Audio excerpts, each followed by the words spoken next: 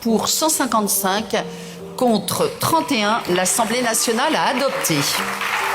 Ce matin, le Parlement a officiellement adopté l'intégration du non-consentement dans la définition pénale du viol. Une formulation simple, mais qui change beaucoup de choses. En fait, jusqu'à maintenant, le code pénal parlait d'un viol commis par violence, contrainte, menace ou surprise. Le texte de loi commun à l'Assemblée nationale et au Sénat prévoit désormais que le consentement ne peut être déduit du seul silence ou de la seule absence de réaction de la victime. Avec cette nouvelle loi, la justice devra vérifier s'il y avait bien consentement libre, éclairé et réversible. Ce changement intervient quelques mois après le procès des viols de Mazan où la question du consentement avait été au cœur des débats judiciaires. Dans le même temps, plusieurs affaires de soumission chimique très médiatisées ont mis en lumière les failles de la loi actuelle, rendant plus difficile la qualification du viol lorsque la victime est inconsciente ou incapable d'exprimer son refus. Le texte, porté par les députés Véronique Rioton et Marie-Charlotte Garin, a été voté ce matin à l'Assemblée à 155 voix pour. Il devrait être adopté définitivement par le Sénat la semaine prochaine. Seuls les députés du Rassemblement national et quelques députés UDR ont voté contre, 31 au total,